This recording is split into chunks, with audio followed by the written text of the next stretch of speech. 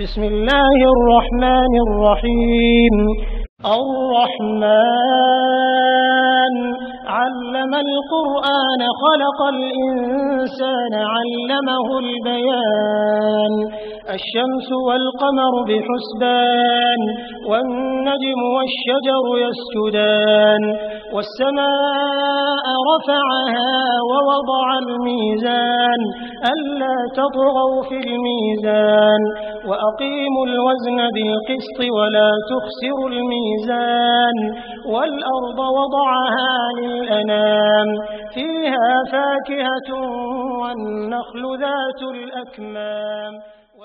السلام عليكم ورحمة الله وبركاته. கண்ணியத்திற்குரிய எல்லாம் வல்ல அல்லாஹ்வின் நல்லடியார்களே, நாங்கள் சொல்வதென்ன என்ற ஒரு தலைப்பு எனக்கு வழங்கப்பட்டிருக்கிறது. தமிழ்நாடு தௌஹீத் ஜமாத்தினுடைய கொள்கை என்ன, கோட்பாடுகள் என்ன, வழிமுறைகள் என்ன, லட்சியங்கள் என்ன, இந்த ஜமாத்திற்கும் மற்ற ஜமாத்துகளுக்கும் வித்தியாசம் என்ன, நாங்கள் என்ன ஒரு புதிதாகத்தான் ஏதாவது சொல்லிவிட்டோமா என்பதையெல்லாம் தெளிவாக தெரிந்து கொள்வதற்குத்தான் இந்த தலைப்பு வழங்கப்பட்டிருக்கிறது. அப்ப நாங்க என்ன சொல்றோங்கிறத நீங்க தெரிஞ்சுக்கிறதுக்கு முன்னாடி மற்ற ஜமாத்துகள் என்ன சொல்கிறது என்பதை ஒரு சிறிய விளக்கத்தை புரிந்து கொள்ள வேண்டும். அப்பதான் மற்ற ஜமாத்துகளுக்கும் இந்த ஜமாத்துக்கும் இருக்கிற வித்தியாசம் என்ன அப்படின்னு தெரியும் உங்களுக்கு. அப்ப மற்ற ஜமாத்துகள் என்று சொல்லக்கூடிய எந்த ஜமாத்துகளாக இருந்தாலும் அவர்களிடத்தில் ஒரு கொள்கை இருக்கிறது. என்ன கொள்கை என்றால், இஸ்லாத்தினுடைய அடிப்படை திருமறையில் குர்ஆன் என்று சொல்வார்கள். வேறு என்ன என்று கேட்டால், பெருமானார் ஸல்லல்லாஹு அலைஹி வஸல்லம் அவர்களுடைய வழிமுறை என்று சொல்வார்கள்.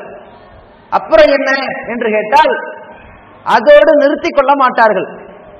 அது ஏராளமான சஹாபாக்கள், தாபீன்கள், இமாம்கள் எல்லாரும் ஏகோபித்து எதை சொன்னார்களோ அது மார்க்கம் என்று சொல்வார்கள். ஒரு விஷயம் குர்ஆன்ல இருக்கிறதோ இல்லையோ, ஹதீஸ்களில் இருக்கிறதோ இல்லையோ, ஏகோபித்த அறிஞர்கள் சொன்னால் இது மார்க்கம் என்று சொல்வார்கள். வேறு என்ன என்று கேட்டால், நபிகள் நாயகம் ஸல்லல்லாஹு அலைஹி வஸல்லம் அவர்கள் காலத்தில் வாழ்ந்த சஹாபாக்கள் அவர்கள் தங்களுடைய சொந்த கருத்தாக எதை சொல்கிறார்களோ அது மார்க்கம் என்று சொல்வார்கள். இன்னும் சில பேர் என்ன சொல்வாங்கன்னு கேட்டா, அப்படி இல்ல, நபிகள் நாயகம் ஸல்லல்லாஹு அலைஹி வஸல்லம் அவர்கள் சொல்லாம எதையாவது விட்டுட்டு போயிருந்தாங்கன்னா ஒரு சட்டம் சம்பந்தமாக குர்ஆன்லயோ ஹதீஸ்லயோ கிடைக்காத பட்சத்துல சஹாபாக்கள் சொன்னதை ஏத்துக்கலாம் என்று சொல்வார்கள்.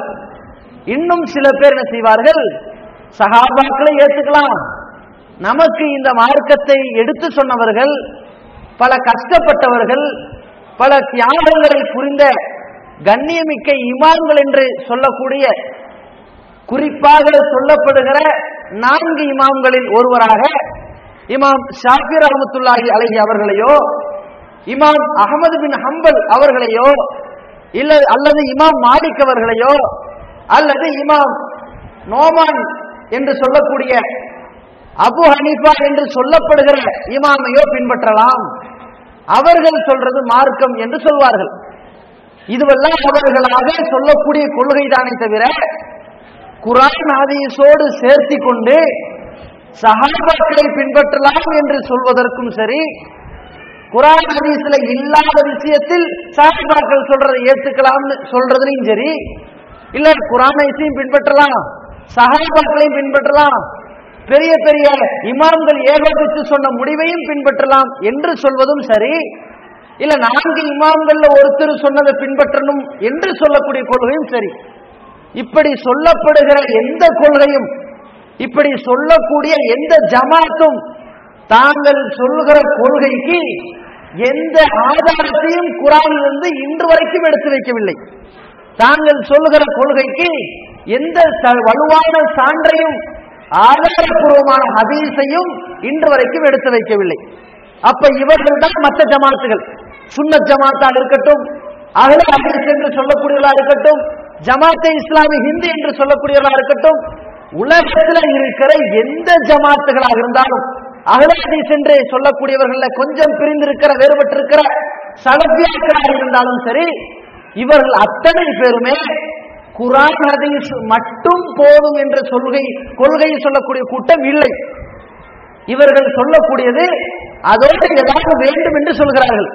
அது சஹாபாக்களை பின்பற்றதா இருந்தாலும் சரி, சஹாபாக்களை ஒருத்தர் சொன்னதா இருந்தாலும் சரி, ஏகோபித்த உம்மத்து சொன்னதா இருந்தாலும் சரி, இமாம்கள் சொன்னதா இருந்தாலும் சரி, பிரசித்தி பெற்ற 4 இமாம்களை ஒருத்தர் சொன்னதா இருந்தாலும் சரி, அதை பின்பற்றலாம் என்பதுதான் இன்னைக்கு தமிழ்நாடு தௌஹீத் ஜமாத் சொல்லக்கூடிய கொள்கையை தவிர மற்ற எல்லாருடைய கொள்கையும் இதுதான். இப்ப மற்றவங்க கொள்கை என்னன்னு புரிஞ்சுட்டீங்களா? மற்றவங்க சொல்ற கொள்கை எதுக்குமே தெளிவான குர்ஆனுடைய வசனத்தை ஆதாரமாக எடுத்து வைக்க, அதற்கு சாதகமாக சான்றாக எந்த ஹதீஸையும் எடுத்து வைக்கல. இப்படிப்பட்ட நிலையில தான் இன்னைக்கு நாம் வாழ்ந்து கொண்டிருக்கிற சமுதாயத்தில் பார்க்கிற ஜமாத்துகள் இருக்குது. இவர்களுக்கு மத்தியில தான் தமிழ்நாடு தௌஹீத் ஜமாத் என்ற ஒரு ஜமாத்தினை நாம் துவக்கி அதுல செயல்பட்டு கொண்டிருக்கின்றோம். அப்ப இந்த ஜமாத்துடைய கொள்கை என்ன, அது சொல்லுகிற ஆதாரம் என்ன என்பதை நீங்கள் ஆழமாக உங்களுடைய மனதிலே பதிவு வைத்துக் கொள்ள வேண்டும். இவர்கள் நேற்று வந்தார்களா இன்று வந்தார்களா என்பது அளவுகோல் அல்ல, எதிலிருந்து ஆதாரத்தை சொல்லுகிறார்கள் என்பது அளவுகோல். இந்த ஜமாத்தை சார்ந்தவர்கள் என்றைக்கு வந்தார்கள் என்பதை விட எதை சொன்னார்கள் என்பதுதான் முக்கியம். 1 மணி நேரம் பேசினார்களா என்பதை விட 1 நிமிடம் பேசினாலும் ஆதாரத்தை சொல்லி பேசினார்களா என்று நீங்கள் பார்க்க வேண்டும். அப்ப ஒவ்வொரு முஸ்லிமும் ஒரு அடிப்படையை புரிந்து கொள்ள வேண்டும்.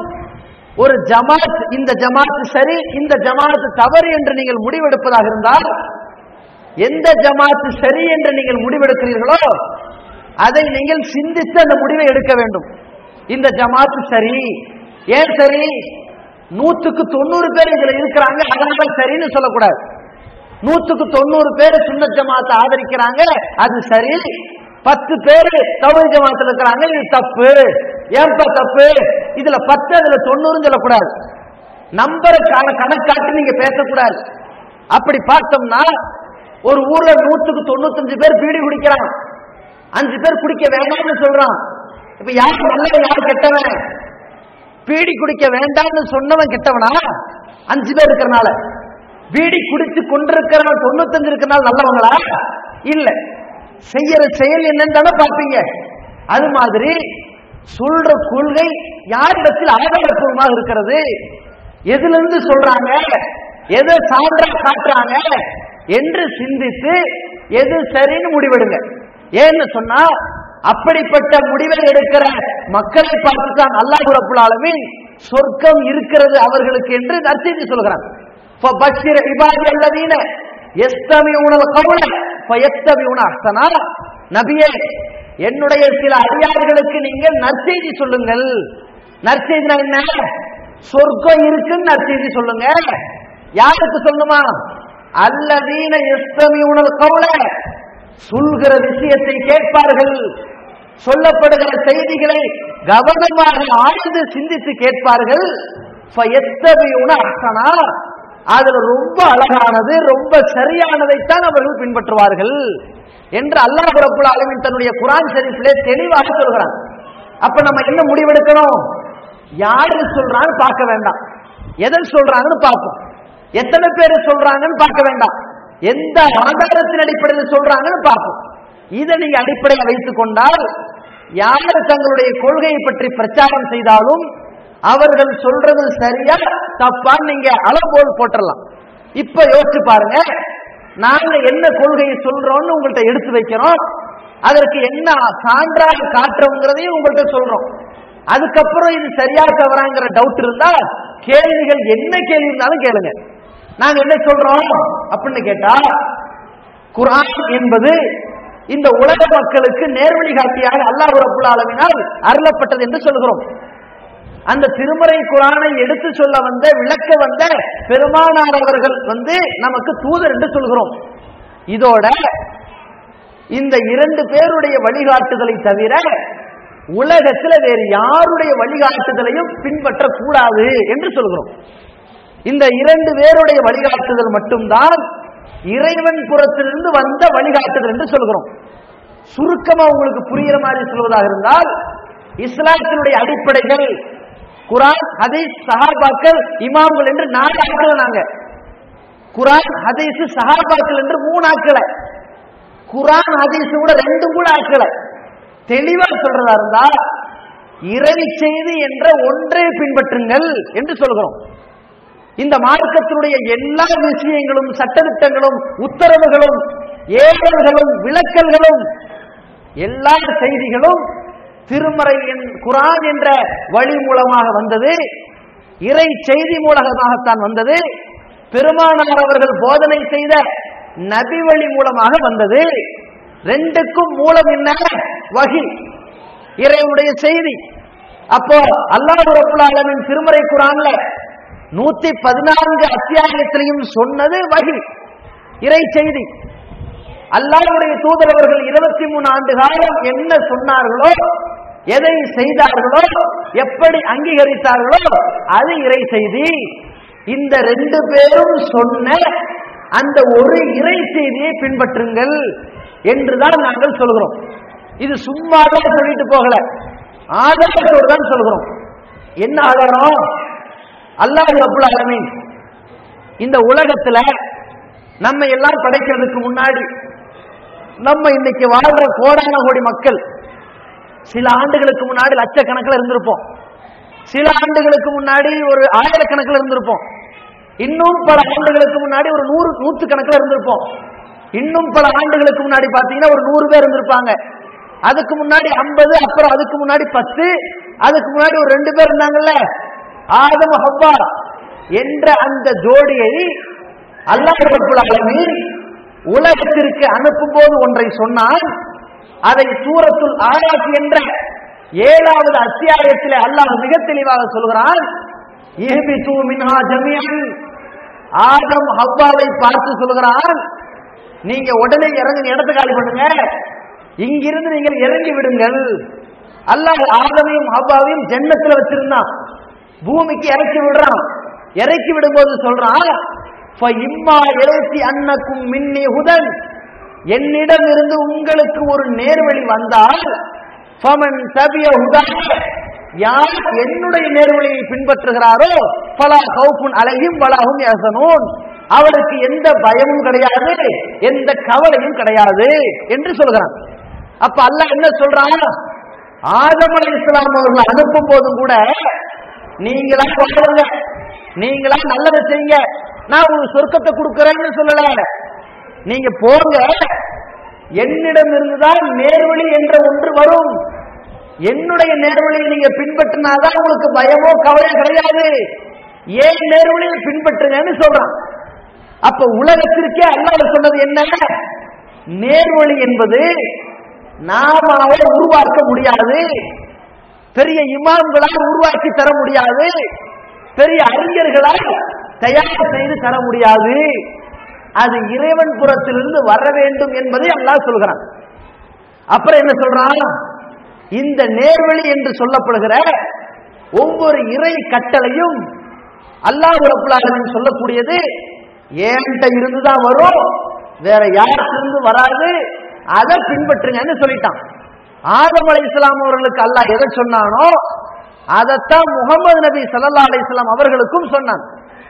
இந்த உலகத்துல அல்லாஹ்வை அதிகம் பயப்படக்கூடிய பெருமானார் ஸல்லல்லாஹு அலைஹி வஸல்லம் அவர்களை பார்த்து அல்லாஹ் சொன்னான், இத்தபிஉ மா ஊஹிய இலைக்க மிர் ரப்பிக்க, முஹம்மதே உன் இறைவனிடமிருந்து உனக்கு எது வந்துச்சோ அதை மட்டும் பின்பற்றுங்க, அந்த இறை செய்தியை மட்டும் பின்பற்றுங்கன்னு சொல்லி அல்லாஹ் ரப்பல் ஆலமீன் முஹம்மது ஸல்லல்லாஹு அலைஹி வஸல்லம் அவர்களுக்கு கட்டளை போடுகிறான். இதை திருமறை குர்ஆன்ல சூரத்துல் அன்பால் என்று சொல்லப்படுகிற 8வது அத்தியாயத்தில் 66வது வசனத்துல பார்க்கிறோம். அப்ப அல்லாஹ்வுடைய கட்டளை என்னன்னு கேட்டா, முஹம்மதே உலகத்திற்கே தூதராக வந்திருக்கிறீங்க, அப்ப உலக மக்களுக்கே தூதர்னு உடனே நீங்க தான் இறை தூதர்னு சொன்ன உடனே உங்களுக்கு சொர்க்கம் நரகத்தை காட்டப்பட்டுச்சு அப்படிங்கிறது ஒண்ணு, உங்கள்கிட்ட நான் பேசிக்கிட்டு இருக்கிறேங்கிற ஒண்ணு, உங்களுக்கு சில அற்புதங்களை நான் வழங்கி இருக்கிறேன்னு சொன்ன உடனே நீங்க சொல்றதெல்லாம் மார்க் ஆகிறாது. என்னிடமிருந்து உன் இறைவனிடமிருந்து எது இறை செய்தியா வந்துச்சோ அதை மட்டும் நீங்க பின்பற்றுங்க என்று அல்லாஹ் ரப்புல் ஆலமீன் இந்த மார்க்கத்தை நமக்கு விளக்கி சொன்ன பெருமானார் அவர்களையே பார்த்து சொல்றான், உன் இறைவன் இருந்து வந்ததை மட்டும் பின்பற்றுங்கன்னு சொல்றான். விஷயம் புரிஞ்சா உங்களுக்கு? அப்ப எதை பின்பற்றணுமா நம்முடைய வாழ்க்கையா? அல்லாஹ்வோடு பொருந்திக் கொள்ளப்பட்ட இந்த இஸ்லாம் என்றால் அது என்ன? இறை செய்திதான் இஸ்லாம். இஸ்லாம் என்பதற்கு யாராலும் உருவம் காட்ட முடியாது. இதுதான் இஸ்லாம். நான் சொல்வது இஸ்லாம் என்று இஸ்லாத்தை தன்னுடைய வாழ்க்கை நெறியாக யாரும் சொந்தம் கொண்டாட முடியாது. இறை செய்தி தான் இஸ்லாம் என்று சொல்ல வேண்டும். இதுதான் எங்களுடைய கொள்கை. எது இறைவனிடமிருந்து அருளப்பட்டதோ அதுதான் இஸ்லாம். அப்ப நபிகள் நாயகத்தை பார்த்து அல்லாஹ் இதைத்தான் சொன்னான். இத நபிகள் நாயகத்தை மட்டும் பார்த்து சொன்னானா? இன்னொரு இடத்துல நம்மை பார்த்து சொல்கிறான், இத்தபியூ மா உன்சில இலைக்கும் ரப்பிக்கும், உங்கள் இறைவனிடமிருந்து உங்களுக்கு எது இறக்கப்பட்டுச்சோ அதை நீங்க பின்பற்றுங்க. யாரு? நம்மளை பார்த்து அல்லாஹ் சொல்றான், மூமின்களே, அல்லாஹ்வை நம்பக்கூடியவர்களே, மலக்குமார்களை நம்பக்கூடியவர்களே, மறுமையை நம்பக்கூடியவர்களே, வேதங்களை நம்பக்கூடியவர்களே, உங்கள் இறைவனிடமிருந்து உங்களுக்கு எது இறக்கி அருளப்படுச்சோ அதை பின்பற்றுங்க. ஒலா தத்தபியூ மின் தூனிஹி அவுலியா, அதை விட்டுட்டு வேற யாரையும் உற்ற தோழராக ஆக்கிக்காதீங்க. மார்க்கம்னு சொன்னா என்னிடமிருந்து எது இறக்கப்பட்டுச்சோ அதுதான் மார்க்கம். பின்பற்றதுன்னு சொன்னா நான் எதை இறக்கணுமோ அதை பின்பற்றுங்க. அதை விட்டுட்டு நீங்களாக ஒன்று இவர் சொன்னார், இதை அவர் சொன்னார், அவர் சொந்த கருத்தாக சொன்னார், அவர் பெரிய மகான் என்று அவர்களை பின்பற்றாதீர்கள். அப்படி பின்பற்றி போனால் கலீலம்மா ததக்கரூன், நீங்க அரைகுறையா சிந்திக்கிறீங்கன்னு அர்த்தம், கொஞ்சமா சிந்திக்கிறீங்கன்னு அர்த்தம், உங்களுக்கு புத்தி குறைவா இருக்குன்னு அர்த்தம். அல்லாஹ் எப்படி சொல்றான்? உனக்கு புத்தி ஃப்ரெஷ்ஷா இருக்குன்னு சொன்னா, நிதானமா இருக்குன்னு சொன்னா, பரிபூர்ணமா இருக்குன்னா என்ன அர்த்தம் தெரியுமா? உன் இறைவனிடமிருந்து எது இறக்கப்பட்டுச்சோ அதை மட்டும் பின்பற்றுங்க. நீங்க யாரையும் சொல்லி பின்பற்றினீங்கன்னா உங்களுக்கு அறகுறையாக இருக்குது, மண்டையில சரக்கு கம்மியாக இருக்குன்னு சொல்லி அல்லாஹ் ரப்புல் ஆலமீன் 7வது அத்தியாயத்துல அந்த 3வது வசனத்துல சொல்கிறான். இன்னும் சொல்ல போனால் இந்த இறை செய்தி என்பது அல்லாஹ்வோடு சொல்லப்படும். திருமறை குர்ஆன்ல எதெல்லாம் சொல்லப்பட்டுச்சோ அத்தனை இறை செய்திங்க. வேற எது இறை செய்தி? நபிகள் நாயகம் ஸல்லல்லாஹு அலைஹி வஸல்லம் அவர்கள் 23 ஆண்டு காலம் தன்னுடைய 40வது வயசுல நபி ஆகிறாங்க. ஒரு 13 வருஷம் மக்காவுல வாழ்ந்தாங்க, ஒரு 10 வருஷம் மதீனாவுல வாழ்ந்தாங்க. இந்த 23 வருஷத்துல நபிகள் நாயகம் ஸல்லல்லாஹு அலைஹி வஸல்லம் எதையெல்லாம் மார்க்கம்னு சொல்லி கொடுத்தாங்களோ அதெல்லாம் இறை செய்தி. எதை சும்மா தன்னுடைய கருத்தா சொன்னாங்களோ அது இறை செய்தி இல்ல. மார்க்கமா எதை சொன்னார்களோ அதை மட்டும் பின்பற்றணும். அப்ப நபிகள் நாயகம் ஸல்லல்லாஹு அலைஹி வஸல்லம் அவர்கள் 23 ஆண்டு காலம் மார்க்கம் என்று எதை சொன்னார்களோ அத்தனை இறை செய்தி. அந்த சுன்னத்துகள் அத்தனை நம்ம பின்பற்ற வேண்டிய கடமை இருக்குது. அப்ப நம்ம பின்பற்றுவதற்கு தகுதியான கட்டளை யாருக்குன்னு சொன்னா அல்லாஹ்வுடைய இறை செய்திக்கு, அந்த இறை செய்தியை சொன்ன அல்லாஹ்வுடைய தூதருக்கு. இந்த 2 பேரை கட்டுப்பட்டு தான் நம்ம வாழணும். 2 பேர் சொன்னதைத்தான் நம்ம செய்யணும். இந்த 2 சொன்னதைத்தான் நம்ம கடைபிடிக்கணும். அப்ப அல்லாஹ் ரப்புல் ஆலமீன் இறைவனுக்கு கட்டுப்பட்டு நடங்க, இறை தூதருக்கு கட்டுப்பட்டு நடங்கன்னு சொல்லி இந்த கட்டளையை மிக தெளிவாக சொல்கிறான். எந்த அளவுக்கு சொல்றான்னு சொன்னா 8வது அத்தியாயத்துல சூரத்துல் அன்பால் என்கிற சூறாவுல முதல் ஆயத்துல சொல்றான், அத்தியுல்லாஹ் வ அத்தியுர் ரசூல இன் குன்தும் முஃமினீன், நீங்கள் உண்மையான மூமின்களாக இருந்தால், நீங்க உண்மையான முஸ்லிமா இருந்தீங்கன்னா அல்லாஹ்வுக்கு கட்டுப்படுங்க, அல்லாஹ்வுக்கு இத்தாஅத் செய்யுங்க, அவருடைய தூதருக்கு கட்டுப்படுங்க. இது 2 பேருக்கு தான் கட்டுப்படணும்னு சொல்லி அல்லாஹ் சொல்லிட்டான். அப்ப இந்த மாதிரிதான் நீங்க கட்டுப்பட்டு ஆகணும்னு சொல்லி அல்லாஹ் ரப்புல் ஆலமீன் அந்த கடமை நமக்கு உணர்த்தணும். அதே மாதிரி யார் அல்லாஹ்வுக்கும் தூதருக்கும் கட்டுப்பட்டு நடக்கிறாங்களோ அவர்கள் தான் இந்த சமுதாயத்துல எந்த பிரச்சனைங்கிற பேர்ல பிரியாம, எந்த பிரிவினைக்கு உண்டாகாம, ஒற்றுமையோடு வாழ்வார்கள் என்பதையும் குர்ஆன்ல சொல்றான். யார் அல்லாஹ் ரசூலை பின்பற்றதுல கொஞ்சம் மாறி இமாம்கள் சொல்றதையும் கேட்கலாம்னு போறாங்களோ, சஹாபாக்கள் சொல்றதையும் கேட்கலாம்னு போறாங்களோ, அவங்க என்ன ஆயிடுவாங்க? பல பிரிவா போயிருவாங்க. இப்ப அல்லாஹ் ரசூலை மட்டும் பின்பற்றணும் என்ன? இறை செய்தியை பின்பற்றணும் அர்த்தம். இறை செய்தி ரெண்டா இருக்குமா? இருக்காது. ரெண்டா இருக்காதுன்னா மூணாவது இருக்காது, நாலாவது இருக்காது, அஞ்சாவது இருக்காது, ஒண்ணுதான். இறை செய்தி ஒன்னா இருந்தா அதை பின்பற்ற மக்கள் ஒண்ணுதான் இல்லையா? அப்ப இறை செய்தி ரெண்டாச்சுன்னா பின்பற்றுகிற மக்கள் ரெண்டாயிருவாங்கல்ல. அப்ப அல்லாஹ் என்ன பண்றான்? யார் இந்த அல்லாஹ்வையும் இறை செய்தியை எடுத்து சொல்கிற இந்த தூதரையும் பின்பற்றுகிறார்களோ அவங்கதான் உற்ற தோழர்களா இருப்பார்கள். அவங்கதான் பிரச்சனைக்கும் பிரிவுக்கும் ஆளாக மாட்டார்கள். பல பிரிவுகளாக மார்க்கத்தை பிரிக்க மாட்டார்கள். இல்லைன்னு சொன்னா பிரிஞ்சுக்கிட்டு போயிருவாங்க. எப்படி பிரிகிறாங்க? இன்றைக்கு நாம் பார்க்கிறோம், சமுதாயத்தில் மதுஹப் என்ற பெயரால் பிரிந்திருக்கிறதை பார்க்கிறோம். ஒரு பள்ளிவாசல் இது ஷாஃபி பள்ளிவாசல், இன்னொரு பள்ளி ஹனஃபி பள்ளி. இஸ்லாம் தான், மார்க்கம் இஸ்லாம், தூதர் முகமது ஒருத்தர், மார்க்கம் ஒண்ணு, வேதம் குர்ஆன் ஒண்ணு, வழிமுறை ரெண்டு. இது ஹனஃபிக்குரிய சட்டம், இது ஷாஃபிக்குரிய சட்டம். ஷாஃபியில் இருக்கிறவன் ஹனஃபியில மாறக்கூடாது, ஹனஃபியில் இருக்கிறவன் ஷாஃபிக்கு மாறக்கூடாது. ஷாஃபியில் இருக்கிறவன் கல்யாணம் பண்ணும்போது ஹனஃபியை கல்யாணம் பண்ண வேண்டாம். வழிமுறைகள் மாறி இருக்கும்ல. இவன் ஒரு மாதிரி தொழுக, அவன் ஒரு மாதிரி தொழுக, இவங்க ஒரு மாதிரி தர்மம் செய்வாங்க, அவங்க ஒரு மாதிரி தர்மம் செய்வாங்க. இவங்களுக்கு ஒரு வகையான சக்காத்து, அவர்களுக்கு ஒரு வகையான சக்காத்து. இவர்களுக்கு வேற சில சட்டங்கள், அவர்களுக்கு வேற சில சட்டங்கள். இவர்களுக்கு சிலவற்றை ஹலால், அது அவர்களுக்கு ஹராம். அவங்களுக்கு சிலது ஹலாலு, இவங்களுக்கு சிலது மக்ரூஹ். இப்படி இந்த மாதிரி எல்லாம் மார்க்கத்தை நாடா பிரிஞ்சு போறாங்களே. ஏன் பிரிந்தார்கள்? இறைவனையும் இறை தூதரையும் பின்பற்றுகும் என்ற ஒரு கொள்கையிலிருந்து தடம் புரண்டு 4 கொள்கையா பிரிஞ்சு போனார்கள். அப்ப அல்லாஹ் ரப்பல் ஆலமீன் சொல்றான், இறைவனையும் இறை தூதரையும் பின்பற்றக்கூடியவர்கள் சேர்ந்திருப்பார்கள். எப்படி சொல்றாங்க பாருங்க. வல் முஃமினூன வல் முஃமினாத், மூமினான ஆண்களும் மூமினான பெண்களும் பாதுஹும் அவுலியாஉ பாலின், சிலர் சிலருக்கு உற்ற தோழர்களாக, நேசர்களாக, நட்பு வைத்தவர்களாக ஒற்றுமையோடு இருப்பார்கள். எதனால் அப்படி இருக்கிறார்கள் தெரியுமா? யக்முரூன பில் மஅரூஃப், அவர்கள் நன்மையை ஏவுகிறார்கள். வ யன்ஹவுன அனில் முன்கர், தீமையை தடுக்கிறார்கள். வ யுகீமுன ஸலாத், தொழுகையை நிலைநிறுத்துகிறார்கள். வ யூதுன ஸகாத், ஸகாத்தை வழங்குகிறார்கள். வ யுதீஊன அல்லாஹ வ ரசூலா, அல்லாஹ்வையும் அவனது தூதரையும் பின்பற்றி நடக்கிறார்கள். அல்லாஹ்வுக்கும் அவன் தூதருக்கும் கீழ்ப்படிந்து நடக்கிறார்கள்.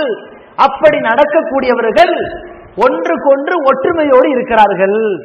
ஒற்றுமை எப்படி வருது பாருங்க. குர்ஆன் ஹதீஸை பின்பற்றும் போது இந்த ஒற்றுமை மலரும், சேர்ந்து இருப்பார்கள், சேர்ந்தான் வாழ்வார்கள் சொல்லி அல்லாஹ் ரப்பல் ஆலமீன் தன்னுடைய 9வது சூரத்து தௌபா என்ற அத்தியாயத்தில் 71வது வசனத்துல சொல்றான். அதே மாதிரி ஒவ்வொரு மூமினும் அல்லாஹ்வையும் அவன் தூதரையும் பின்பற்ற விஷயத்துல, அவர்களுக்கு கட்டுப்படுற விஷயத்துல எந்த அளவுக்கு இருக்கணும்னு சொன்னா, ஒரு செய்தி உங்கள்கிட்ட சொல்லப்படுது, யாரு சொல்றா? அல்லாஹ் சொல்கிறான், கண்டிப்பா கட்டுப்படணும். இதை யாரு சொன்னா? ரசூல் சொன்னார்கள், கண்டிப்பா கட்டுப்படணும். இதை யாரு சொன்னா? இது ஏன் சொந்த கருத்தை சொல்ற, கட்டுப்பட வேண்டிய அவசியம் இல்லை. அல்லாஹ் ரசூலை பத்தி சொன்னா உடனடியாக இதை கேட்டுவிட்டோம், கண்டிப்பாக கீழ்ப்படிவோம் என்று சொல்ல வேண்டும். அப்பதான் நம்ம மூமினாக முடியும். அல்லாஹ் ரசூல் விஷயத்துல இது நம்ம இத்தனை நாளா செய்யாத மாதிரி தெரியுதே, இது புதுசா தெரியுதே, இது நேற்று சொன்ன மாதிரி தெரியுதே, இது இன்னைக்கு முளைச்ச காரணம் மாதிரி தெரியுதே அப்படின்னு பேசக்கூடாது. சொன்னது யார்? அல்லாஹ் ரசூலா, ரைட், கேட்டோம், கட்டுப்படுவோம்னு சொல்லணும். ஏன்னா அல்லாஹ் ரப்பல் ஆலமீன் மூமின்களை பற்றி சொல்லும் பொழுது, இன்னமா கான கௌலல் முஃமினீன, மூமின்களுடைய சொல் எப்படி இருக்கும் தெரியுமா? இதா துஉ இலல்லாஹி வ ரசூலிஹி, அல்லாஹ் சொல்கிறான் என்று அவர்கள் பக்கம் அழைக்கப்பட்டால், அல்லாஹ்வுடைய தூதர் சொன்னார்கள் என்று சொல்லப்பட்டால், ஐயகூலு சமிஅனா வ அதானா, அல்லாஹ் சொல்லிவிட்டார்களா, அல்லாஹ்வுடைய தூதர் சொல்லிவிட்டார்களா, இதை கேட்டோம் கட்டுப்பட்டோம் என்று சொல்வார்களாம். இப்படித்தான் மூமின்களுடைய பேச்சுக்கள், அவன் வாழ்க்கை நடைமுறைகள் இருக்க வேண்டும் சொல்லி அல்லாஹ் ரப்பல் ஆலமீன் 24வது அத்தியாயத்துல, சூரத்து நூர் என்ற 24வது அத்தியாயத்துல 51வது ஆயத்துல சொல்கிறான். அதே மாதிரி அல்லாஹ் ரசூலுக்கு மட்டும் கட்டுப்பட்டு நடக்கிறோமே, அந்த மாதிரி நம்ம நடந்தோம்னு சொன்னா, இறை செய்தியை மட்டும் பின்பற்றி நம்ம வாழ்ந்தோம்னு சொன்னா, நாம இந்த உலகத்திலையும் பெரிய ஒற்றுமையை பெறுவோம், நாளைக்கு மறுமையிலையும் மகத்தான வெற்றியை பெறுவோம். அல்லாஹ் ரப்பல் ஆலமீன் சூரத்துல் அஹ்ஸாப் என்று சொல்லப்படுகிற 33வது அத்தியாயம், சூரத்துல் ஹுஜராத் என்று சொல்லப்படுகிற 49வது அத்தியாயத்திலே சொல்கிறான், வமை யுத்தில்லாஹ வ ரசூலஹு, யார் அல்லாஹ்வுக்கும் அவன் தூதருக்கும் கீழ்ப்படிந்து நடக்கிறார்களோ, ஃபகது ஃபாஸ ஃபௌஸன் அலீமா, அவன் மகத்தான வெற்றி பெறுவான். சாதாரண ஜஸ்ட் பாஸ் இல்ல, மகத்தான வெற்றி. மாநிலத்தில் ஃபர்ஸ்ட் ஆகுற மாதிரி மகத்தான வெற்றி பெறுவான்னு சொல்லி அல்லாஹ் ரப்பல் ஆலமீன் தன்னுடைய திருமறை குர்ஆன்ல சொல்கிறான். மீடியாவில் வழங்கும் புதிய வெளியீடுகள் சகோதரர் பிஜே ஆற்றிய உரைகள், உலக அமைதிக்கு தீர்வு என்ன, தீர்வு விசாரிப்பதே மெய், ஆடம்பர உலகமும் அழியா மறுமையும், நமது லட்சியம் எதுவாக இருக்க வேண்டும், சகோதரர் இஸ்லாம்பாக்கர் ஆற்றிய உரைகள், இன்றைய சமுதாயமும் இருளுக வெற்றியும், ஏகத்துவம் கடந்து வந்த பாதை, சகோதரர் சம்சுலுகா ஆற்றிய உரைகள், பொய் பேசாதே, மீளாது, இனவாதத்தை ஒழித்த இஸ்லாம், குழந்தை வளர்ப்பு, சகோதரர் பிர்தௌசி ஆற்றிய உரைகள், சுபகான மௌலிதும் சூடான நரகமும், மதுகும்புகள் தேவையா, இஸ்லாத்தின் பார்வையில் மௌலிது, சகோதரர் எம் எஸ் சுலைமான் ஆற்றிய உரைகள், பெருகி வரும் தலாக்கும் உருகும் பெண்களும், மீளாதும் மௌலிதும், சகோதரர் அல்தாபி ஆற்றிய உரைகள், இறைநேசர்கள் யார், தொழுகை, சகோதரர் அப்பாஸ் அலி ஆற்றிய உரைகள், பெருகி வரும் தீமைகளும் காத்துக்கொள்ளும் முறைகளும், மறுமை வெற்றிக்கு வித்திடும் கவலை, ஹதீஸ்களை ஒரு ஆய்வு, சொர்க்கத்தில் வீடு கட்டுவோம், கடந்து வந்த பாதை, எஸ்எஸ்சி சைபுல்லா ராஜா, வழிகட்டில் வீடும் தர்கா வழிபாடு, அப்துல் நாசிர், ஹர்சின் நிலவிலே, ரஹ்மத்துல்லா, வெள்ளிமேடை, இஸ்லாம் ஒரு இனிய மார்க்கம், பிஜேயின் கேள்வி நேரம் மற்றும் 1000க்கும் மேற்பட்ட தலைப்புகள் கிடைக்கும் இடம் மீளாத 81 அங்கப்பன் தெரு, மன்னடி, சென்னை 1. போன் 25270006. Email media@gmail.com. மகத்தான வெற்றினா என்ன?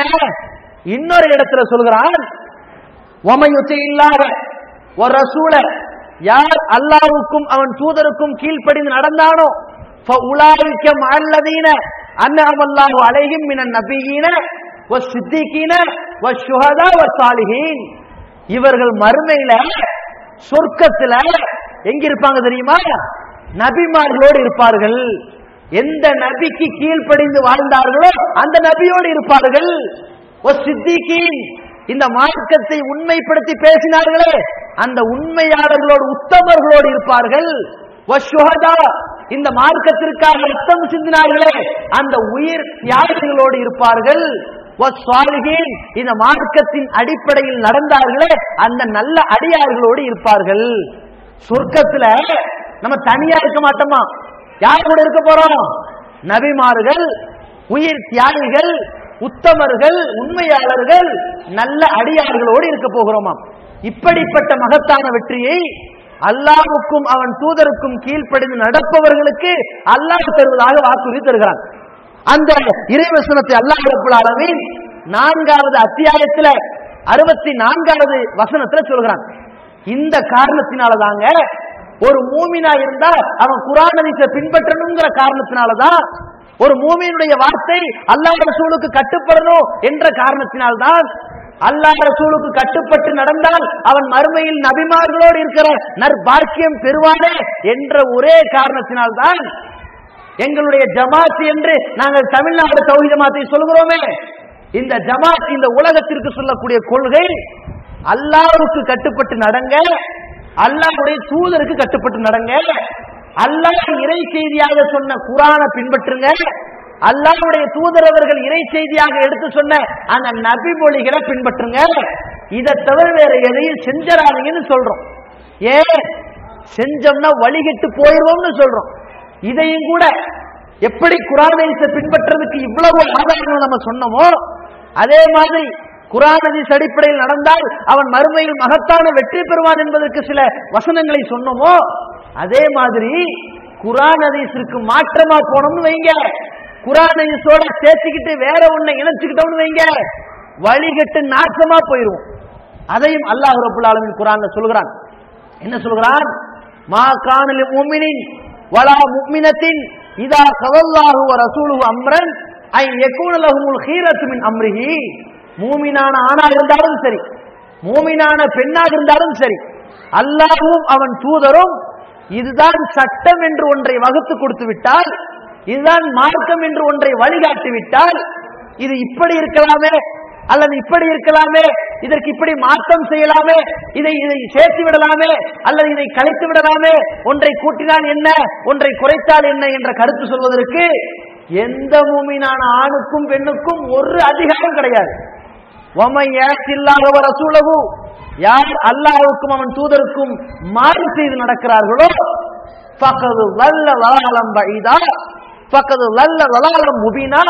மிக தெளிவான வழிகேட்டிலே, நாசத்திலே, அழிவிலே அவர்கள் சென்று விடுவார்கள், அவர்கள் நாசமடைந்து விட்டார்கள் சொல்லி அல்லாஹ் ரப்பல் ஆலமீன் தன்னுடைய திருமறை குர்ஆனுடைய 33வது அத்தியாயம் சூரத்துல் அஹ்ஸாப் என்ற அத்தியாயத்தில் 36வது வசனத்துல சொல்கிறான். எந்த அளவுக்கு அல்லாஹ் கண்டனமாக சொல்கிறான், அல்லாஹ் ரசூலுக்கு மாத்தமா நீங்க நடந்தீங்க, மூமின்னு பார்க்க மாட்டேன், பெரிய இறை நம்பிக்கையாளன் பார்க்க மாட்டேன், உங்களை வழிகேட்டுல தள்ளிடுவேங்கிற அல்லாஹ். நம்ம எந்த வழிகேட்டுக்கு போக கூடாதுங்கிறதுக்காக வேண்டி ஒவ்வொரு நாள்லயும் 5 வேளையிலையும் பல ரக்காத்துகள்ல கேட்கிறோம், கைரில் மக்தூபி அலைஹிம் வலல்லாலீன் சிராத்தல்லதீன அன்அம்த அலைஹிம். இறைவா நீ அருள் புரிந்தாலே அந்த நேரான வழி எங்களுக்கு காட்டுன்னு கேட்கிறோம்ல. அப்படி அந்த நேரான வழி வரணும்னா என்ன பண்ணணும்? அல்லாஹ் ரசூல் கட்டுப்படணும். இறைவா வழிகெட்டவருடைய கூட்டம் எனக்கு வேண்டாம், அந்த வழி காட்டாத, உன்னுடைய கோபத்திற்கு ஆளானவருடைய வழியை காட்டாதுன்னு கேட்கிறோம்ல, அது வேண்டாம்னு சொன்னா குர்ஆனை பின்பற்றணும். குர்ஆனுக்கு மாற்றமா போனோம்னா எதை வேண்டாம்னு சொல்றோமோ அதுதான் நம்ம தலையில வந்து விடியும். அப்ப அல்லாஹ் ரப்பல் ஆலமீன் சொல்லக்கூடியது, குர்ஆன் ஹதீஸுக்கு கட்டுப்பட்டு அல்லாஹ் ரசூலுக்கு கட்டுப்பட்டு கீழ்நடைந்து வாழ்ந்தீர்களானால் பிரச்சனை இல்லை. அதற்கு மாற்றமான கருத்தை சொன்னால் தெளிவான வழிகட்டில் இருப்பீர்கள் சொல்லி அல்லாஹ் ரப்பல் ஆலமீன் சொல்றான். அப்படி வழிகட்டு போனவர்கள் எங்க இருப்பாங்க?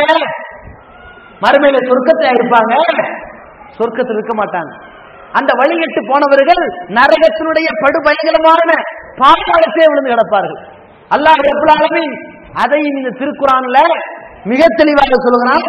33வது அத்தியாயத்துல 66வது ஆயத்திலே சொல்கிறான், யௌம துகல்லபு வுஜூஹுஹும் ஃபின்னார். சில முகங்கள் நரகத்திலே தீப்பிழம்பிலே போட்டு புரட்டப்படும் அந்த நாளில் சில பேர் சொல்வார்களா, யகூலுன யா லைத்தனா அத்தான அல்லாஹ் வ அத்தான ரசூலா, எங்களுடைய கை சேதமே, நாசமா போயிட்டமே, நஷ்டம் அடைஞ்சிட்டமே, நாங்கள் அல்லாஹ்வுக்கு கீழ்ப்படிந்து நடந்திருக்க கூடாதா, அல்லாஹ்வுடைய தூதருக்கு கட்டுப்பட்டு நடக்க கூடாதா, நாங்க எந்த கொள்கை உங்கள்கிட்ட இப்ப சொல்றோமோ அதை செஞ்சிருக்க கூடாதான்னு வருத்தப்படுவோமா? அல்லாஹ் காப்பாத்து, சுப்ஹானல்லாஹ், அந்த அழிவிலிருந்து அல்லாஹ் காப்பாத்து நம்மளை. அப்படி வருத்தப்பட்டு சொல்வார்களா, இன்னா அத்தானா சாதத்தனா வ குபரானா, இறைவா நாங்கள் யாரை போய் பின்பற்றி விட்டோம் தெரியுமா? செய்யதுமார்கள் என்றும் பெரியார்கள் என்றும் தலைவர்கள் என்றும் எங்களுடைய முன்னோர்களை பின்பற்றி விட்டோம். அதல்லூன சபீலா, அவர்களை மார்க்கம்னு சொன்னாங்கன்னு பின்பற்றதுனால, அவங்க சொன்னதெல்லாம் சரின்னு கீழ்ப்படிஞ்சு போனதுனால கண்மூடி பின்பற்றி போன எங்களுக்கு வழிகேட்டை காட்டி விட்டார்கள் இறைவா, எங்களை வழிகெடுத்து நாசமாக்கி விட்டார்கள் இறைவா. ரப்பனா ஆத்திஹிம் லஃபைனி மினல் அஸாப், இறைவா எங்களை வழிகெட்டார்களே, வழிகெட்டு நாசமாக்கினார்களே, இந்த வழிகெடுத்த கூட்டத்தை நீ கடுமையாக தண்டிப்பாயாக இறைவா, எங்களுக்கு கொடுத்த தண்டனையில 2 மடங்கு குடு இறைவான்னு கேட்பாங்களாம். யாரு அல்லாஹ் ரசூலு கீழ்ப்படியாம அல்லாஹ் ரசூலோட மத்தத மார்க்கம்னு ஏத்துக்கிட்டாங்களோ அவர்கள் இதை சொல்வார்களாம், வல் அன்ஹும் லானன் கபீரா, கடுமையான முறையில் அவர்களை நாசமாக்கி இறைவா என்று சொல்வார்களாம். இப்படிப்பட்ட ஒரு அவல நிலை நமக்கு வேண்டுமா? நரகத்துல, இந்த நரக நெருப்புல, அந்த படுபயங்கரமான பாதாளத்தில் நம்முடைய முகங்கள் புரட்டப்பட வேண்டுமா? அங்க போய் குர்ஆனை பின்பற்றாம இருந்துட்டமேன்னு வருத்தப்பட வேண்டுமா? அல்லாஹ் ரசூல் கீழ்ப்படியாம போயிட்டமேன்னு கை செய்யப்பட வேண்டுமா? இது மாதிரி நரக வேதனையிலிருந்து நம்மை நாம் காப்பாற்றிக் கொள்ள வேண்டும் என்றால் இறைவன் சொன்ன கட்டளை பின்பற்ற வேண்டும். என்ன சொன்னான்? அல்லாஹ் கட்டுப்படுங்கள், அவன் தூதருக்கு கட்டுப்படுங்கள், அத்தியுல்லாஹ் வ அத்தியுர் ரசூல ஃபலா துபத்திலு ஆமாலக்கும், உங்களுடைய அமல்களை வீணாக்கிறாதீங்க. ஏதாவது ஒரு நல்ல காரியத்தை செய்றீங்களா, மார்க்கம்னு செய்றீங்களா, அதற்கு என்ன சான்று? இதை மார்க்கம் என்று செயல்படுத்தினால் இதை அல்லாஹ் சொல்லிக் கொடுத்தானா? செய்யுங்க, தாராளமா செய்யுங்க. அல்லாஹ்வுடைய தூதர் வழிகாட்டினார்களா? தாராளமா செய்யுங்க. இல்லைன்னு சொன்னா அது வீணா போயிருமே. எங்கள் பெரியார்கள் சொன்னார்கள் சொன்னீங்கன்னா அது நரகத்துல தள்ளிருமே. அப்படிப்பட்ட அவல நிலை வரக்கூடாது என்றால் குர்ஆன் ஹதீஸை பின்பற்ற வேண்டும்.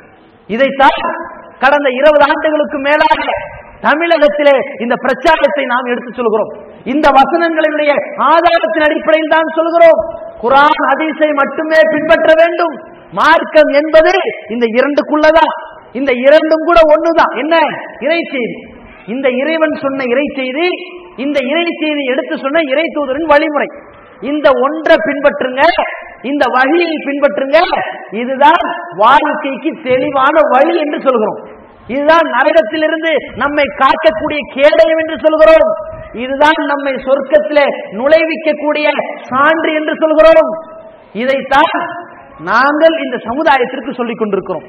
தமிழகத்திலே பிரபலமான முறையில் ஒரு பிரம்மாண்டமான அளவிலே இந்த கொள்கையை ஏற்றுக்கொண்டு லட்சக்கணக்கான இந்த இஸ்லாமிய சமுதாயம் முன்னேறி வந்து கொண்டிருக்கிறார்கள்.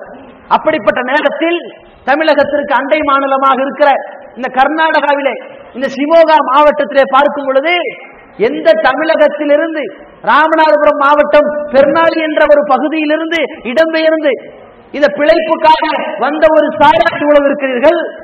மற்ற மற்ற மாவட்டத்தில் ஓரளவு வந்திருக்கிறீர்கள். உங்களுடைய மொழி தமிழாக இருக்கிறது.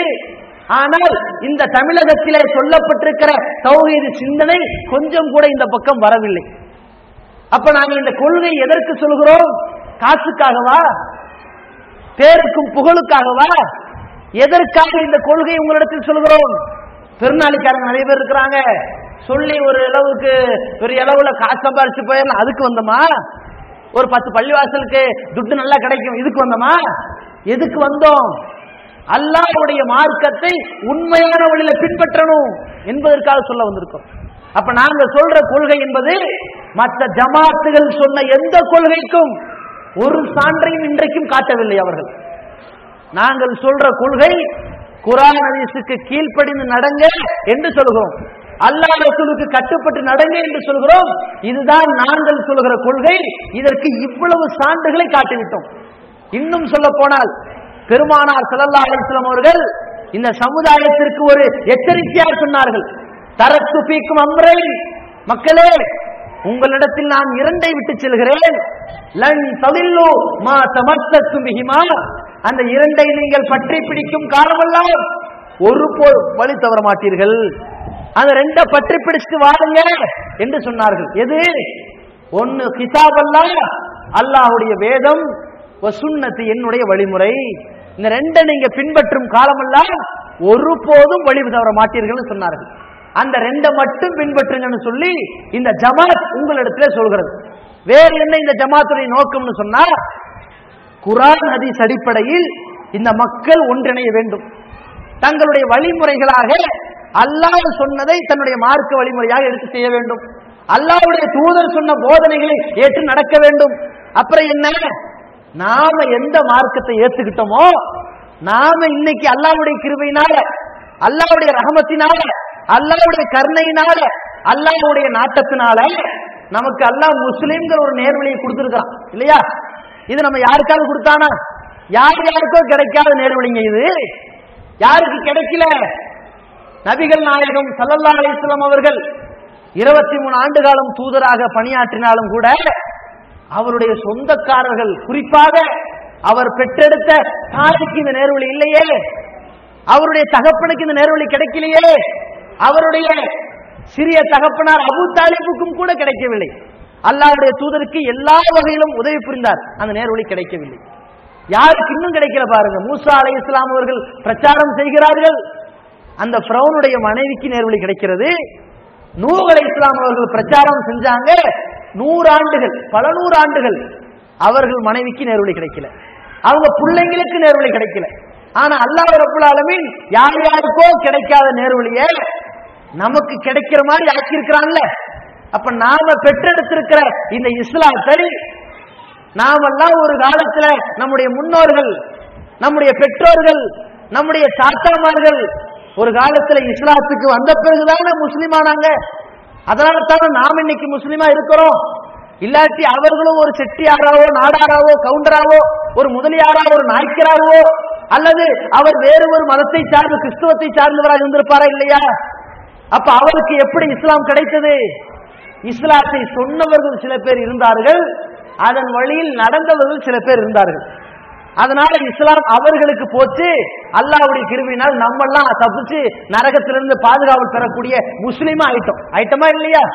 அப்ப நாம உண்மையான முஸ்லீம் ஆனது மாதிரி அதன் வழியில சரியாக நடந்து இந்த மார்க்கத்தை பிற மக்களுக்கு எடுத்து சொல்ல வேண்டும், நம்மை சந்திக்கின்ற மக்களுக்கு சொல்ல வேண்டும், நம்மிடத்தில் வேலை செய்கிற பிற மதத்தவர்களுக்கு சொல்ல வேண்டும். சமுதாயத்தில் நல்லிணக்கம் ஏற்பட வேண்டும் என்றால் ஒருவருடைய மதத்தை பற்றி ஒருவர் புரிந்து கொள்ள வேண்டும். அப்ப நம்ம இந்த மார்க்கத்தை பற்றி தப்பும் தவறுமாக இது ஒரு தீவிரவாத சிந்தனை உள்ள மார்க்கம் என்று தவறாக விளங்கிக் கொண்டிருக்கக்கூடியவர்களுக்கு இது ஒரு தீவிரவாதத்தை போதிக்கக்கூடிய மார்க்கம் அல்ல, சமுதாய ஒழுக்கத்தையும் ஒற்றுமையும் நல்லிணக்கத்தையும் போதிக்கக்கூடிய மார்க்கம்னு சொல்ல வேண்டாமா? அந்த கடமை நமக்கு இல்லையா? குர்ஆனுடைய வழிமுறை என்பது நமக்கு மட்டும்தான் அல்லாஹ் கொடுத்திருக்கிறானா? உலகத்துக்கே நேர்வழி காட்டுகிறான். அல்லாஹ் ரப்பல் ஆலமீன் குர்ஆனை பத்தி சொல்லும் பொழுது ஹுதல் லின்னாஸ் வ பைனாத்தி மினல் ஹுதா வல் ஃபுர்கான், உலக மக்களுக்கு நேர்வழி காட்டுதுன்னு சொன்னானே, அதை நம்ம என்னைக்காவது செஞ்சோமா? அப்ப இந்த குர்ஆனை நம்ம நாமே படிச்சுட்டு எடுத்து வைக்கிறோமே, பிற மதத்தவன் படிப்பது எப்போது? அதை நாம் சிந்தித்து பார்த்தோமா? இன்றைக்கு மற்ற ஜமாத் என்று சொல்லக்கூடியவர்கள் சிந்தித்தார்களா? இன்றைக்கு ஏகத்துவத்தை குர்ஆன் ஹதீஸ் அடிப்படையில் நடக்க வேண்டும் என்று சொல்லுகிற இந்த ஜமாத் அதை செய்கிறது, அதை தொடர்ச்சியாக செய்து கொண்டு வருகிறது. என்ன செய்கிறது? நம்ம ஜமாத் சார்பாக, தமிழ்நாடு தௌஹீத் ஜமாத் சார்பாக இந்த சத்திய மார்க்கத்தை பிற மதத்தவர்களும் விலகிக் கொள்ள வேண்டும் என்பதற்காக இஸ்லாம் ஒரு இனிய மார்க்கம் என்ற நிகழ்ச்சியை தமிழகம் முழுவதும் நாம் நடத்தி கொண்டிருக்கிறோம். அல்லாஹ்வுடைய கிருபையினால் அது கேரளாவையும் தாண்டி விட்டது, சிமோகாவையும் வந்துவிட்டது, கர்நாடகத்தையும் தாண்டி வெளிநாடுகளிலும் கூட இஸ்லாம் ஒரு இனிய மார்க்கம் நிகழ்ச்சியை நாம் நடத்தி கொண்டிருக்கிறோம். அந்த நிகழ்ச்சியில இஸ்லாத்தை தெரியாதவர்கள், இஸ்லாத்தை பற்றி புரியாதவர்கள், பிற மதத்திலே இருந்து கொண்டு இஸ்லாத்தை விமர்சனம் செய்யக்கூடியவர்களும் கூட கேட்கின்ற எப்பேற்பட்ட கேள்விகளாக இருந்தாலும் கூட நிதானமாக, கோபப்படாமல், பதட்டப்படாமல், ஆச்சரியப்படாமல், அவசரப்படாமல், அறிவுபூர்வமாக, ஆதாரபூர்வமாக உலக நடைமுறைக்கு ஏற்ற மார்க்கம் இஸ்லாம் என்று தெளிவாக எடுத்து சொல்கிறோம். இதை மற்ற ஜமாத்தினர்கள் செய்தார்களா? இதை நாம் செய்து கொண்டிருக்கிறோம். வேற என்ன பண்றோம்? அவர்கள் அதோடு விட்டா பத்தாது, இஸ்லாம் எப்படி ஒரு அர்த்தமுள்ள மார்க்கமாக இருக்கிறது, தீண்டாமையை ஒழிப்பதில் இஸ்லாம் எப்படி திகழ்ந்து விளங்குகிறது என்பதை புரிய வைக்கும் வகையில இஸ்லாத்தின் பக்கம் அழைக்கின்ற வகையில் இருக்கிற புத்தகங்கள், ஏராளமான புத்தகங்களை அவர்களுக்கு இலவசமாக கொடுத்துக் கொண்டிருக்கிறோம். இஸ்லாம் பெண்ணுரிமையை பேணுகிறதா அல்லது பறிக்கிறதா என்பதை தெளிவாக அவர்களுக்கு புரிய வைக்கும் வகையிலே சில புத்தகங்களை வழங்கிக் கொண்டிருக்கிறோம். இன்னும் மேலாக ஒட்டுமொத்த மூமின்களுக்கு, ஒட்டுமொத்த சமுதாயத்திற்கு நேர்வழியாக இருக்கிற இந்த திருக்குர்ஆனை நீங்களும் படித்து பாருங்கள், அதில் ஏற்படுகிற சந்தேகத்தை எங்களிடத்தில் கேளுங்கள் சொல்லி பிற மதத்தவர்களுக்கு திருக்குர்ஆனை படிக்க கொடுக்கிறோம். அவர்களுக்கு ஏற்படுகிற சந்தேகத்தை கேட்கும் பொழுது அதற்கு தெளிவான பதிலை சொல்லிக் கொண்டிருக்கிறோம். அந்த இலவசமான முறையில காசுக்கு 200 ரூபாய் 300 ரூபாய் வியாபாரம் பண்ணாம அவர்கள் ஒரு தபால் கார்ல காலனா 4 நாள் தபால் கார்ல எழுதி அனுப்பிவிட்டால் 8 நாள் செலவுல தான் அவர்கள் அனுப்புற தபால் கார்டுல அவர்களுக்கு இலவசமாக வீடு தேடி சென்ற அளவிற்கு திருக்குர்ஆனை அனுப்பி கொண்டிருக்கிறோம். அது மட்டும் இல்லாமல் பிற மதத்தவர்கள், இஸ்லாமியர்கள் என்ற 2 வேறுபாடு பார்க்காமல் யாரேனும் பாதிப்புக்குள்ளாகிவிட்டால், பாதிக்கப்பட்டு விட்டால், அவர்களுடைய உயிருக்கு போராட்டம் ஏற்பட்டு விட்டால், விபத்திற்கு உள்ளாகிவிட்டால், நோய்க்கு அடிமைப்பட்டு விட்டால், ரத்தம் தேவைப்படுகிற நேரத்தில் ரத்தம் தேவைக்கு உள்ளாகக்கூடியவன் யார்?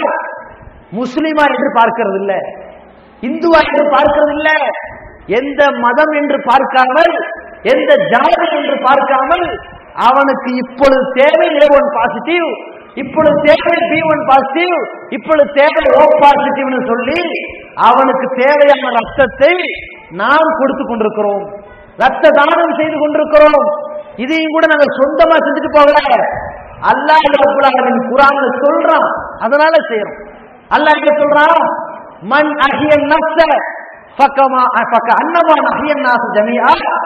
யார் ஒரு ஆத்மாவை வாழ வைத்தாரோ அவர் உலகத்தில் இருக்கிற எல்லா மக்களையும் வாழ வைத்ததற்கு சமங்கிற அல்லாஹ்.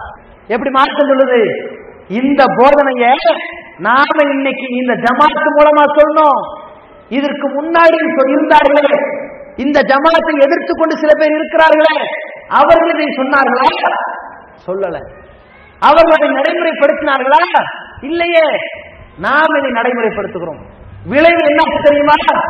நம்ம சொல்ற ஒவ்வொரு விஷயமே நம்ம சொந்த கூற்றாக இல்லாம, நினைச்சோம் கழுத்தோங்கிற மாதிரி இல்லாம, அல்லாஹ்வுடைய வசனத்தை எடுத்து போடும் பொழுது அதை ஏற்றுக்கொண்டு வருகிற மக்களுடைய கூட்டம் இன்னைக்கு அதிகமாய் அல்லாஹ்வுடைய கிருபை தமிழகத்துல ரத்த தானம் செய்த இஸ்லாமிய அமைப்புகள்ல 2 ஆண்டுகளுக்கு முன்னாடி ரத்த தானம் செய்த முஸ்லிம் அமைப்புகள்ல நம்ம தான் தமிழ்நாடு தௌஹீத் ஜமாத் முதலிடம். அதற்கு அப்புறம் என்ன? போன 2 வருஷத்துல என்னன்னு கேட்டா, தமிழகத்திலேயே ரத்த தானம் செய்திருக்கிற எல்லா அமைப்புகள், சங்கங்கள், எல்லா கழகங்கள், அத்தனை கூட்டங்களை விட முஸ்லிம் அமைப்புகளையும் மற்ற அமைப்புகளையும் முதலிடம் வகிக்கக்கூடியது இந்த தமிழ்நாடு தௌஹீத் ஜமாத். வருஷத்துக்கு 5000க்கும் மேற்பட்ட ரத்த தான, அந்த ரத்தத்தை தானம் செய்யக்கூடிய அந்த டோனர்களை, நன்கொடையாளர்களை நாம் வைத்திருக்கின்றோம்.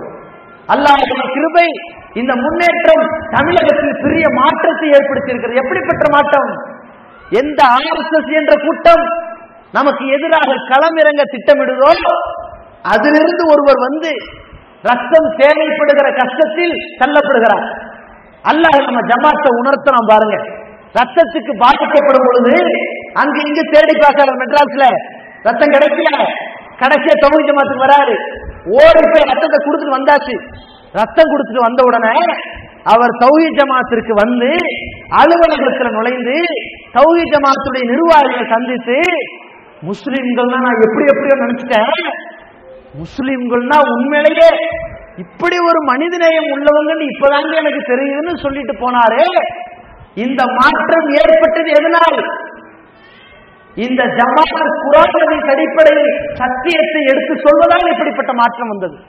ஒவ்வொரு விஷயத்திற்கும் இந்த ஜமாத் எடுத்து வைக்கிற ஒவ்வொரு நிலைப்பாட்டிற்கும் குர்ஆனுடைய ஆதாரமோ ஹதீஸுடைய ஆதாரமோ இல்லாமல் செய்ய மாட்டோம். இப்படிப்பட்ட ஒரு தியாகம் தமிழகத்திலும் சரி, கர்நாடகத்திலும் சரி, முஸ்லிம்கள் மனிதநேயமிக்கவர்கள், தீவிரவாதிகள் இல்லை என்பதை பிராக்டிக்கலாக எடுத்து காட்டிக் கொண்டிருக்கிறது.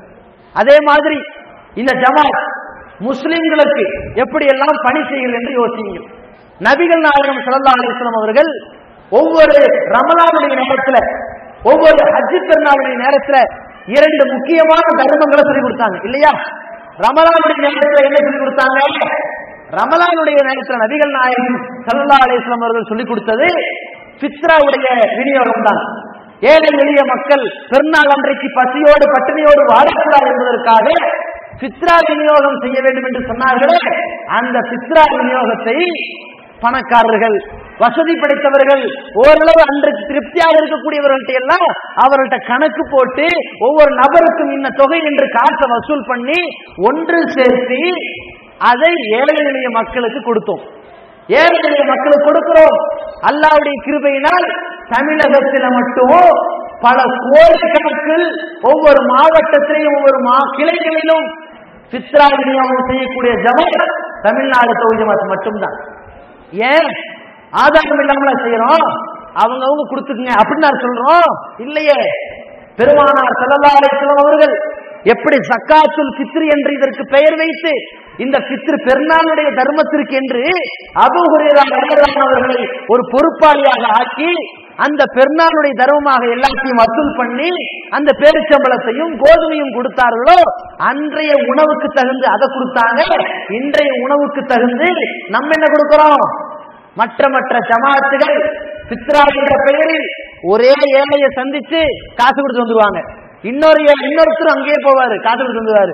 இன்னொருத்தர் அங்கேயே போவாரு, காசு கொடுத்து வருவாரு. ஏழைகள் 100 பேர் இருந்தா 99 பேர் காசு இருக்காது, செலவுக்கு இருக்காது. ஒருத்தருக்கு மட்டும் காசு நல்லா வந்திருக்காங்க. யாரு? மோதி நல்லா வந்திருப்பார். இன்னொரு யாரு? இமாமா இருப்பார். இல்லாட்டி யாரு? இமாமுடைய சொந்தக்காரா இருப்பார். பொதுமக்கள் அப்போ நடுத்தரல தான். நம்ம என்ன பண்றோம்?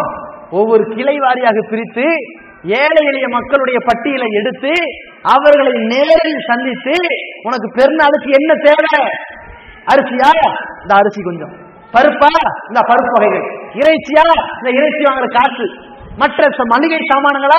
எல்லாத்துக்கும் எண்ணெய் இந்த பொட்டுகளை இந்த கல்ல இருந்த ஏலக்காய் இருந்தா எல்லாத்தையும் கொடுத்து இந்த நிம்மதியா இன்னைக்கு இருக்கணும்னு சொல்லி ஒவ்வொரு சமையலுக்கு ஒரு குடும்பத்திற்கு தேவையான அத்தனை சமையல் பொருட்களை வாங்கி கொடுக்கிறோமே, இதை நாம் செய்கிறோம். அதே போல பெருமானார் ஸல்லல்லாஹு அலைஹி அவர்கள் இந்த குர்பானியுடைய விநியோகத்தை சொன்னார்களே, அந்த குர்பானியுடைய இறைச்சியை ஏழை எளிய மக்களுக்கு கொடுக்க சொன்னார்களே, அந்த கட்டளையையும் கவனத்தில் வைத்து ஒவ்வொரு மாவட்டத்தில் ஒவ்வொரு கிளையில குர்பானி இறைச்சிகளை சேகரித்து ஏழை எளிய மக்களை சந்தித்து அதை கொடுத்து கொண்டு ஒரு கிளையில சுமார் 20 மாடுகள் அறுக்கப்படுற அளவிற்கு குறைந்தபட்சம் இந்த அளவிற்கு சேகரித்து அந்த சேவைகளை கூட்டி அந்த இறைச்சிகளை விநியோகம் செய்து கொண்டிருக்கின்றோம். இப்படிப்பட்ட ஒரு காரியம் அது முடிஞ்சிருச்சுன்னு சொன்னா நபிகள் நாயகம் ஸல்லல்லாஹு அலைஹி வஸல்லம் சொன்னார்கள், வத்தஆவனு அலல் பிர்ரி வத்தக்வா என்ற இறைவனுடைய வசனத்தின் அடிப்படையிலும் பெருமானார் ஸல்லல்லாஹு அலைஹி வஸல்லம் கற்றுக் கொடுத்திருக்கிற ஏழைகள் பாதிக்கப்படும் போது அவர்களுக்காக செலவு செய்ய வேண்டும் என்ற அந்த இறை தூதருடைய வழிமுறை அடிப்படையிலும் ஒவ்வொரு வருடத்துடைய கடைசியில பார்க்கிறோம். ஒரு வருஷம் முடிஞ்சு பள்ளிக்கூடனுடைய திறப்பு நிலா, அந்த திறப்பினுடைய நேரம் பாதிக்கப்படுகின்ற ஏழை எளிய மக்கள், கல்வியிலே பின்தங்கி இருக்கிற இந்த முஸ்லிம் சமுதாயம், இவர்களுக்கு இப்ப என்ன தேவை?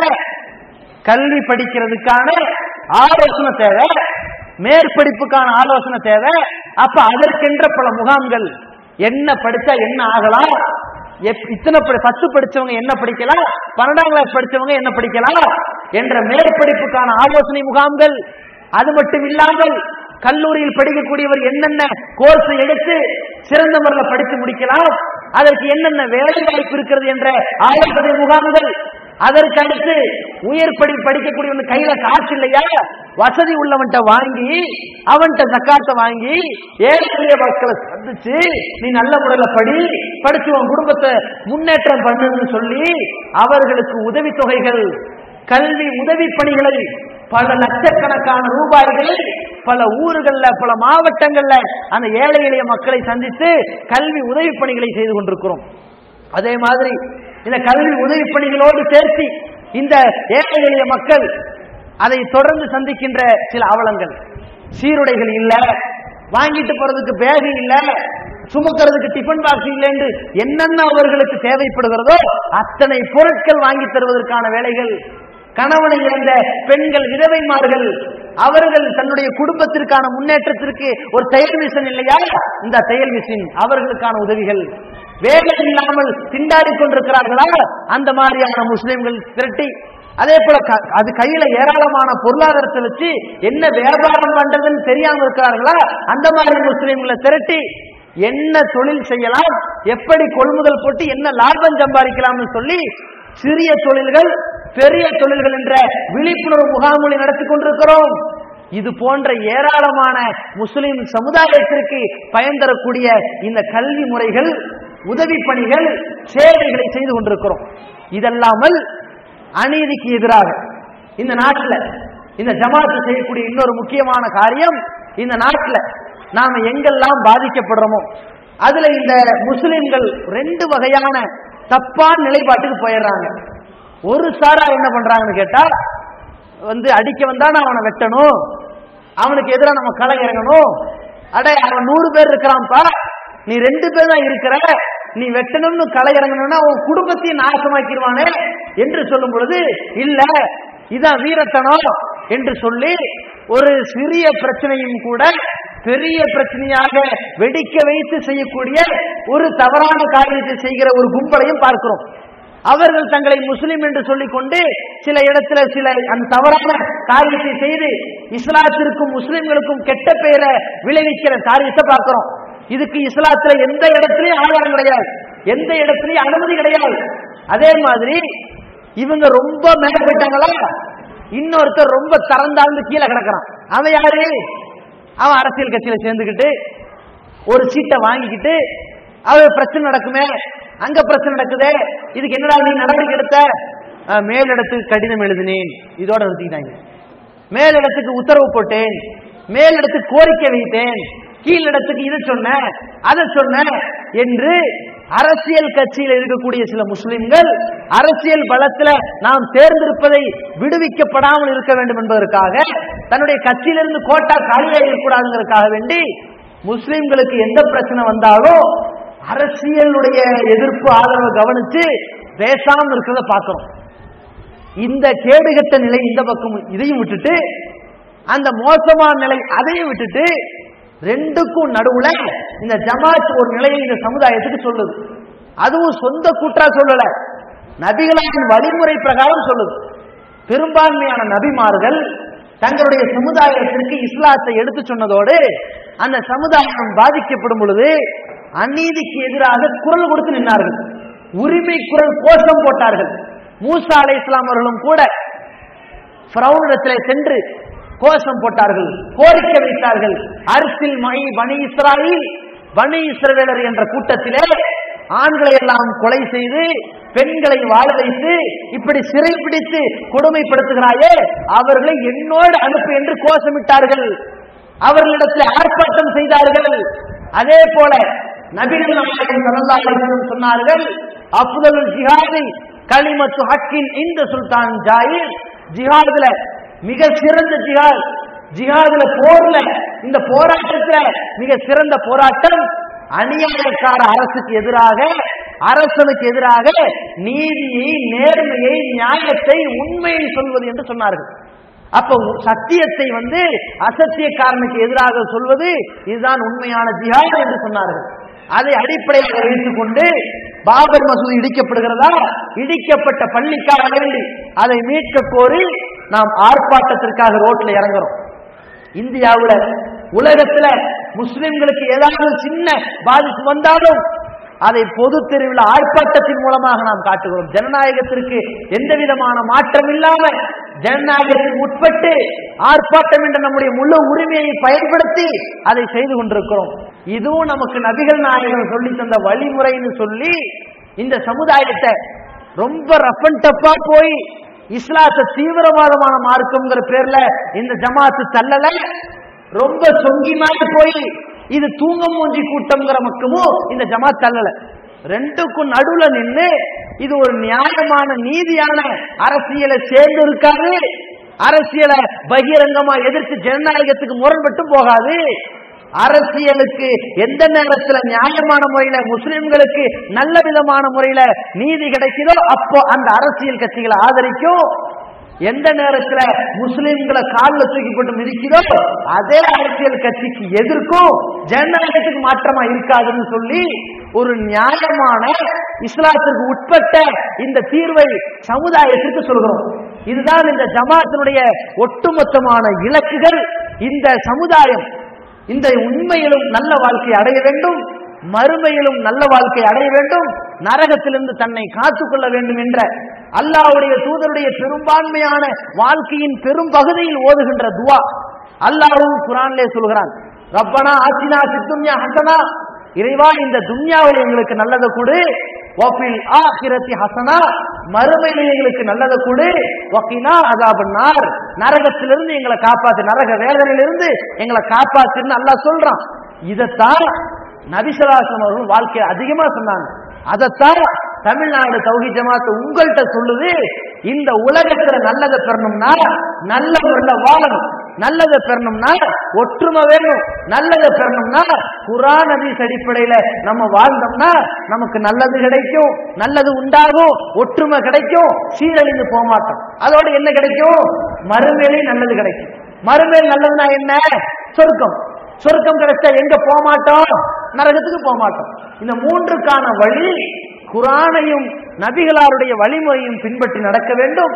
அதன் வழியிலே நாம் நடந்தால் ஈருலகத்திலும் வெற்றி பெறலாம் என்ற இந்த பிரகடனத்தை 20 ஆண்டுகளுக்கு மேலாக நாம் தமிழகத்திலே சொல்லிக் கொண்டிருக்கிறோம், உங்களிடத்திலும் சொல்லிக் கொள்கிறோம். இன்னும் உங்களிடத்திலே இறுதியாக ஒரு கோரிக்கை வைக்கிறோம். என்ன கோரிக்கை என்றால், இன்றைக்கு நம்முடைய கொள்கையை பற்றி ஆதாரபூர்வமாக குர்ஆனிலிருந்தும் ஹதீஸிலிருந்து உங்களுக்கு சமர்ப்பித்திருக்கிறோம் இல்லையா?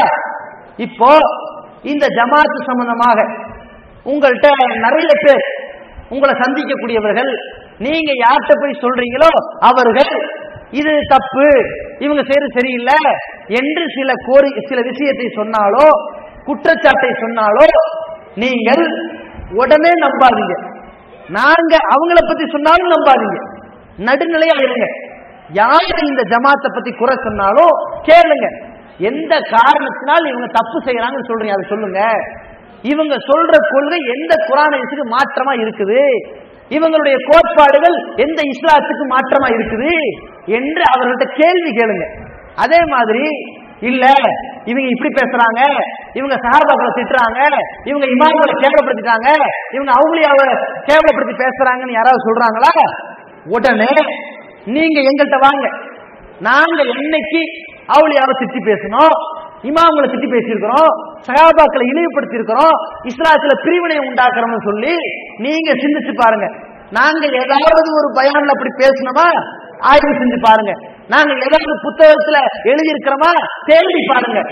தேடி பார்க்காம அவரு சொன்னாரு, இந்த கருத்து சொன்னாரு, அந்த ஜமாத்து சொல்லுச்சு அப்படிங்கறதுக்காக வேண்டி நீங்க தப்பு கணக்கு போட்டுறாதீங்க. இதை நான் உங்கள்கிட்ட ஒரு கோரிக்கையா வைக்கிறேன்.